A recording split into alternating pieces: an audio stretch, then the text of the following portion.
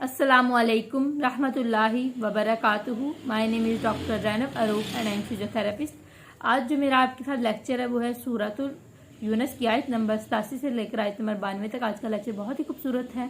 उसमें हम हज़रत हारून अलैहिस्सलाम और हज़रत मूसा अलैहिस्सलाम का वाक़या पढ़ेंगे। और हज़रत मूसा अलैहिस्सलाम ने फिर एंड पे इन लोगों को बद्दुआ दी थी। वो असल में एक दुआ ही थी और उसमें 40 साल का गैप आया था, उसके बारे में पढ़ेंगे। और वो क्या थी दुआ, वो उसके बारे में पढ़ेंगे। उसके अलावा आज के लेक्चर में हम लोग फ़िरौन का जो नतीजा निकला वो ज़्यादातर लोग जानते हैं, तो फिर अल्लाह ताला ने उसको इबरत का निशान बना दिया, उसके बारे में पढ़ेंगे। तो स्टार्ट करते हैं। नहमदुहु व नुसल्ली अला रसूलिहिल करीम, अम्मा बाद, फ़अऊज़ु बिल्लाहि मिनश शैतानिर रजीम, बिस्मिल्लाहिर रहमानिर रहीम, रब्बि इश्रह ली सदरी व यस्सिर ली अमरी वहलुल उक़दतम मिन लिसानी यफ़क़हू क़ौली, रब्बि ज़िदनी इल्मा। बिस्मिल्लाहिर रहमानिर रहीम। स्टार्ट करते हैं आयत नंबर 87 से। और वही की हमने तरफ मूसा के और उसके भाई के कि तुम दोनों मुतय्यन करो अपने घरों को मिस्र में कुछ कर और बना लो अपने घरों को किबला और कायम करो नमाज खुशखबरी दो मोमिनों को। इस आयत में अल्लाह ताला क्या फरमा रहे हैं? दीन पहले से अमल हो रहा था, अब पहले से अल्लाह ताला का दीन आ चुका था, लोग ईमान भी कुछ लोग ले आए थे। अब क्या है, दीन को प्रैक्टिकल करने का हुक्म आया कि अल्लाह ताला क्या फरमा रहे हैं कि अब दीन को प्रैक्टिकल करो, अब दीन को करके दिखाना है तुमने। वो प्रैक्टिकल कैसे होगा? तुम्हें दीन पर अमल करना होगा। अब तुम्हें अल्लाह ताला ने नमाज कायम करने को कहा, और अल्लाह ताला ने कहा कि नमाज कायम करने के लिए घर का क्यों कहा, मस्जिद बनाने को क्यों नहीं कहा? क्योंकि बनी इसराइल एक गुलाम कौम थी और फिरौन जो था वो मस्जिद बनाने पर उसने पाबंदी लगाई हुई थी। तो अल्लाह ताला ने कहा कि तुम एक मरकज़ बनाओ अपने घरों को। अब मरकज़ बनाने को क्यों कहा गया? ये क्यों नहीं कहा गया अपने अपने घरों में नमाज पढ़ो? मरकज़ के बहुत सारे फ़वाइद होते हैं। जब इंसान एक जगह एक मरकज़ में इकट्ठे होते हैं तो एक मोहब्बत और एक दोस्ती का रवैया पैदा होता है, जो कि जब ये मराकज़ बनाए जाते हैं उसकी अफादियत से पता लगता है कि इसका ये फ़ायदा हुआ हमें। इसीलिए अल्लाह ताला ने ये निज़ाम, आप आज भी देख लेंगे कि अल्लाह ताला ने मर्दों के लिए मस्जिद में नमाज़ पढ़ना या औरतें भी को भी जायज़ है कि वो भी किसी कंडीशन में पढ़ सकती हैं मस्जिद में। तो मस्जिद में नमाज़ पढ़ना अल्लाह ताला ने मेनली मर्दों के लिए जो लाजिम किया कि ये मर्द जाके मस्जिद में नमाज़ पढ़ें। तो ये इससे क्या हुआ कि जब ये मस्जिद में एक 5 इकट्ठे होते हैं तो मोहब्बत और एक अमन का रिलेशन क्रिएट होता है और आपस में एक दुनियावी एतबार से भी एक दोस्ती इंसान के अंदर पैदा होती है। तो अल्लाह ताला ने इसलिए इनको, अल्लाह ताला की हर चीज़ में एक हिकमत होती है, तो अल्लाह ताला ने इनको एक मरकज़ बना के दिया। और खुशखबरी किस चीज़ की? अल्लाह ताला ने कहा मोमिनों को सुना दीजिए खुशखबरी। ये किस चीज़ की है? ये खुशखबरी अल्लाह ताला के मतलब नमाज कायम करने की अजर की भी हो सकती है, या फिर अल्लाह ताला ये भी खुशखबरी का हुक्म दे सकते हैं कि तुम्हें अल्लाह ताला इस गुलामी से आज़ाद कर देंगे इंशाल्लाह बहुत जल्दी। और टीम वर्क का ये काम पता लगता है कि जब सब टीम वर्क करते हैं तो फिर अल्लाह ताला ने इनको सहराए सीना में भी मदद की थी कि अल्लाह ताला ने फिर इनको 12 चश्मे निकाल के दिए थे, हर एक को लहदा, जो कि एक कबीले बन गए थे। फिर आगे है, और कहा मूसा ने कि ए हमारे रब, बेशक तूने फिरौन को और उसके सरदारों को जीनत। ये किस चीज़ की जीनत की बात हो रही है? ये जीनत माली भी हो सकती है, बदनी भी हो सकती है, खारजी भी हो सकती है, नफसी भी हो सकती है। बदनी में उसके जिस्म के अतबार से फिरौन बहुत खूबसूरत था, और मतलब खूबसूरत का मतलब है कि बड़े ये भारी भरकम जिस्म के लोग थे। और उसके अलावा ये खारजी में देखने में इनका स्टेटस हाई, इनका माल हाई, इनका लिबास एक हाई लेवल का होना, यह खारजी था। और नफ़े के ईमान और इल्म में इंसान हाई हो, तो फिरौन में ये चीज़ नहीं थी इंसान। तो फिरौन खारजी और बदनी एतबार से अल्लाह ताला ने इसको जीनत बख्शी हुई थी।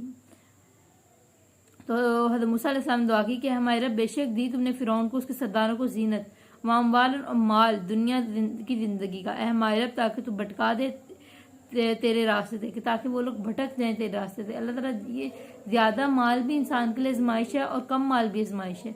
इसलिए अल्लाह ताला से हमेशा दुआ करें कि अल्लाह हमें इतना देना कि हम तेरे ही बंदे रहें और तेरे ही इबादत करते रहें और तेरे ही क्या नाम है, कभी सरकश और तकब्बुर हम में कभी ना आए, या हम में ऐसा ना हो कि हम अगर कम मिले तो हम मायूस बन जाएं। तो तेरे दीन पे फोकस्ड रहे हमेशा।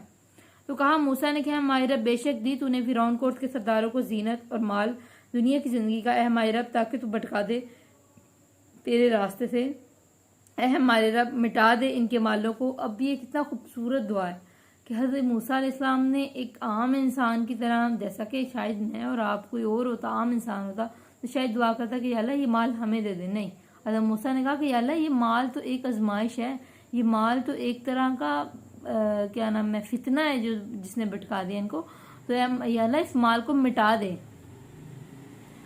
और सख्ती दे इनके दिलों को, तो ना ईमान लाएं, तो ना ईमान लाएं यहाँ तक कि वो देख ले अजाब दर्दनाक। कि हज़रत मूसा अलैहिस्सलाम ने इनकी बहुत देर तबलीग की थी।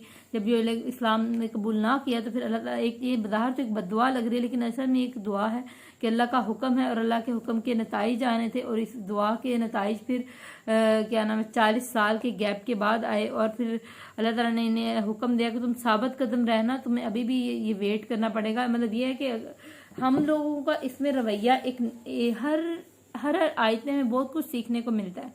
इस आयत में क्या सीखने को मिल रहा है? इस आयत में ये सीखने को मिल रहा है कि हज़रत मूसा अलैहिस्सलाम ने दुआ की तो 40 साल बाद उसका रिजल्ट मिला। और आज हम लोग दुआ करते हैं तो अगले ही लम्हे मायूस हो जाते हैं कि हमारी दुआ नहीं कबूल होनी, हमारी तो दुआएं कबूल ही नहीं होती, हम तो कभी दुआ करने कभी भी नहीं कबूल हुई। एक बात याद रखें, अगर आपकी कभी दुआ कबूल भी नहीं होती ना, तो ये भी खुशी की बात है, क्योंकि वो चीज़ आपकी इकट्ठी होगी, वो दुआ आपकी क़यामत के दिन के लिए, और वो आपको उस दिन अजर की सूरत में मिलेगी। ये कितनी खूबसूरत चीज़ है। उस दिन इंसान एक ज़र्रे अजर के लिए रो रहा होगा कि मुझे वो भी दे दो, मुझे वो भी दे दो, मैं जन्नत में जाऊँ। तो इसलिए कभी परेशान मत हो। आई नो दुनिया में सब्र करना एक लफ्ज़ ही नहीं, बहुत ही मुश्किल चीज़ है। बज़ाहिर तो ये एक बड़ा ही आसान सा लफ्ज़ है, लेकिन इसको जो बंदे से गुजरता है वो जानता है कि सब्र कहना आसान है, करना बहुत मुश्किल है। लेकिन फिर अल्लाह ताला ने इसमें अजर भी तो बहुत रखा है। इसलिए हमेशा मुश्किल वक्त में अल्लाह ताला की रस्सी को थामे रखें, शिकवा ना करें, खामोश हो जाएं। अल्लाह ताला आप पर इंशाअल्लाह ताला अज़्ज़ा वजल हमेशा रहमत करने वाला तो रहमत करेगा। और अल्लाह से दुआ की है तो अल्लाह से दुआ से उम्मीद लगाएं और फिर से दुआ करें। दिल को तोड़ के मायूस मत हो जाए, बल्कि अल्लाह की ज़ात से मायूस हो गए तो फिर किसके पास जाना लेने? अल्लाह की ज़ात ही है ना जो तुम्हें दे सकती है। तो दुआ की कबूलियत के लिए एफर्ट करनी पड़ती है। और फिर 40 साल का एक पैगंबर को वेट करना पड़ा। और फरमाया तक कि कबूल कर ली गई दुआ तुम दोनों की, बस तुम दोनों साबित कदम रहो और ना तुम दोनों हरगिज़ पैरवी करना रास्ते की इनकी जो नहीं वो इल्म रखते। तो हज़रत मूसा अलैहिस्सलाम कहा कि तुम्हारी दुआ तो कबूल हो गई है, लेकिन अभी इसमें गैप है, अभी 40 साल बाद ये कबूल हुई। और फिर अल्लाह ताला ने कहा कि तब तक तुम क्या साबित कदम रहना, तुम किसी की गलत। अब 40 साल इंसान कहता है कि अच्छा 1 साल में इस गलत काम में नहीं पड़ूंगा, 1 साल अगले साल इंसान गलत काम में बार बार उसको जब एक चीज़ अट्रैक्ट कर रही हो तो इंसान उस गलत काम में पड़ जाता है। लेकिन अल्लाह ताला ने कहा कि तुम्हें इतना गैप ज़रूर लग रहा है, लेकिन तुमने साबित कदम रहना है, तुमने तुम्हारे भाई ने, और आपने पैरवी अल्लाह की करनी है और कभी किसी कम इल्म वाले की पैरवी में नहीं करने लग जानी। तो अल्लाह ताला ने खास फरमाया कि तुम दोनों हरगिज़ पैरवी ना करना रास्ते की इनकी जो नहीं वो इल्म रखते, मतलब ये फिरौन या इसकी कौम जैसे किसी सरदार की पैरवी ना करने लगना। अपर क्लास हमेशा भटकती है तो उसके भटकने का बायस दूसरे लोग बन जाते हैं।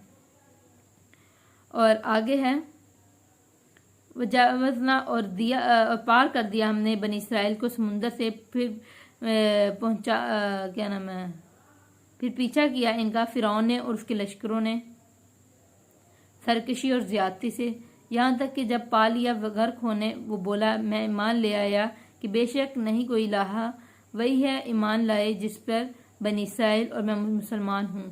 और क्या अब हालांकि तुम नाफरमानी की तूने इससे पहले तो था तू फसाद करने वालों में।